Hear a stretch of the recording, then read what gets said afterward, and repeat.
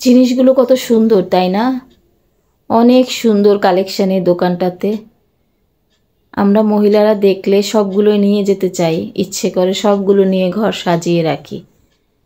এই দোকানে আসার মূলত উদ্দেশ্য হচ্ছে আমার কলিগ কাকুলিয়াপা রাজশাহী চলে যাবে কুমিল্লা ছেড়ে, তো ওনার জন্য কিছু গিফট কেনার জন্য এই দোকানটাতে আসা।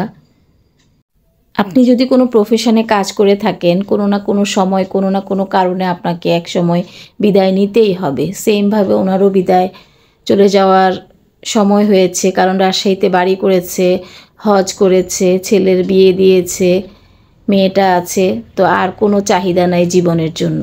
আসলে অল্প চাহিদার মানুষগুলোই অনেক খুশি থাকে জীবন নিয়ে। বাকি দিনগুলি উনি নিজের বাড়িতে বসে আল্লাহ বিল্লাহ করবে, এই তার নিয়ত। খুবই সুন্দর নিয়ত, আমার ভালো লেগেছে। তো অবশেষে গিফট তো অনেক কিছুই হয়, স্মৃতি হিসেবে ওনাকে দেওয়ার জন্য এই ননস্টিকের পাতিলগুলো আমরা চয়েস করেছি।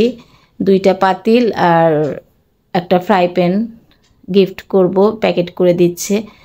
আমরা দোকানে থাকতে থাকতে এখানে রান্না শেষ হয়ে গেছে। স্কুলে উনি রান্নার আয়োজন করেছেন, আমাদের আয়া নাসিমার হাতের রান্না খুবই মজার। আমরা মাঝে মাঝে এরকম আয়োজন করি, বিভিন্ন টিচারদের বিভিন্ন উৎসবে আমরা খাই, বিভিন্ন টিচাররা বিভিন্ন টাইমে খাওয়ায়।